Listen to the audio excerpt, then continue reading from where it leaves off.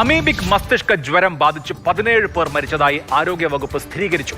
2 മരണം മാത്രം സ്ഥിരീകരിച്ച മുൻകണക്കാണ് ആരോഗ്യവകുപ്പ് തിരുത്തിയത്. 66 പേർക്ക് രോഗം ബാധിച്ചുവെന്നും ആരോഗ്യവകുപ്പ് വിശദീകരിച്ചു. ഈ മാസം മാത്രം 7 മരണമാണ് സംഭവിച്ചത് എന്ന് പുതിയ കണക്കുകൾ വ്യക്തമാക്കുന്നു. AK സ്റ്റെഫിനാണ് വിവരങ്ങളുമായി ചേർന്നത്. സ്റ്റെഫിൻ, കണക്ക് മാറുകയാണ്. മുമ്പ് ആരോഗ്യവകുപ്പ് 2 മരണം എന്ന് പറഞ്ഞെടുത്ത് ഇപ്പോൾ ഇതാ മരണവും രോഗബാധയും സംബന്ധിച്ച സമഗ്രമായ കണക്ക് പുറത്തുവിടാൻ ആരോഗ്യവകുപ്പ് നിർബന്ധിതമായിരിക്കുന്നു. എന്താണ് ഈ പുതിയ റിപ്പോർട്ടിൽ പറയുന്നത്? എന്തുകൊണ്ട് പുതുക്കിയ കണക്ക്? അഭിലാഷ്, കൃത്യമായ കണക്ക് പുറത്തുവിടുക എന്നുള്ളതാണ് ഏറ്റവും പ്രധാനമായ രോഗപ്രതിരോധ നടപടി എന്നുള്ളതാണ് ആരോഗ്യ വിദഗ്ധർ തന്നെ ചൂണ്ടിക്കാണുന്നത്.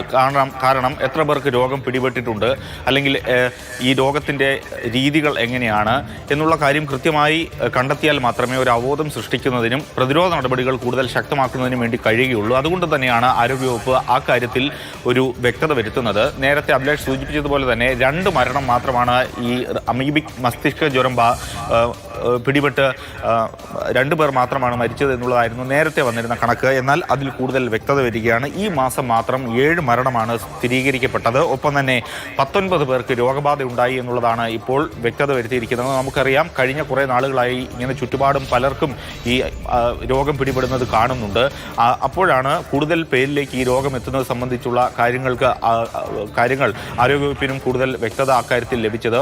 ഒപ്പം തന്നെ ഈ രോഗവുമായി ബന്ധപ്പെട്ട് പ്രതിരോധ നടപടികൾ എടുക്കണം. ആദ്യഘട്ടത്തിൽ ഇത് വന്നിരുന്നത് ഈ കെട്ടിക്കിടക്കുന്ന വെള്ളം അല്ലെങ്കിൽ കുളത്തിൽ ഇറങ്ങുന്നവർക്കാണ് ഈ രോഗം പിടിപെടുന്നത് എന്ന് ആദ്യഘട്ടത്തിൽ അങ്ങനെ ഒരു കാര്യം ഉയർന്നു വന്നിരുന്നു. പക്ഷെ പിന്നീടാണ് കൂടുതൽ പേർക്ക് രോഗം പിടിപെട്ട് അതിനെ ഓരോന്നിനെയും വെച്ച് പഠിക്കുമ്പോൾ പലതരത്തിലുള്ള പ്രശ്നങ്ങൾ, ടാങ്കിൽ ഉള്ള വെള്ളം വൃത്തിയാക്കാത്ത സ്ഥിതി, അല്ലെങ്കിൽ കിണറിൽ വെള്ളം മാത്രം ഉപയോഗിച്ച് കുളിച്ചവർക്ക് രോഗം പിടിപെടുന്നു. അപ്പോൾ അങ്ങനെയുള്ള സ്ഥിതിയിലാണ് കൂടുതൽ വ്യക്തത വരുത്തി ഇപ്പോൾ കണക്കേതായാലും പുറത്തുവിടുന്നത്. പക്ഷേ ഇനി ഏതായാലും ഈ രോഗങ്ങളുടെ ഓരോ തരത്തിലുള്ള രോഗങ്ങളെക്കുറിച്ചുള്ള വ്യക്തമായ ഒരു പഠനം ഇനി ഏതായാലും ആരോഗ്യവകുപ്പിൻ്റെ ഭാഗത്തു നിന്നും വരേണ്ടതുണ്ട്. ഏതായാലും അതീവ ഞെട്ടിപ്പിക്കുന്ന കാര്യം തന്നെയാണ് കൂടുതൽ പേർക്ക് ഇങ്ങനെ രോഗം പിടിപെടുന്നത്. ഇനി ഏത് തരത്തിൽ ഇതിനെ പ്രതിരോധ നടപടിയുമായി ആരോഗ്യവകുപ്പ് മുന്നോട്ട് പോകുമെന്നുള്ളതാണ് ഇനി കണ്ടറിയേണ്ടത്.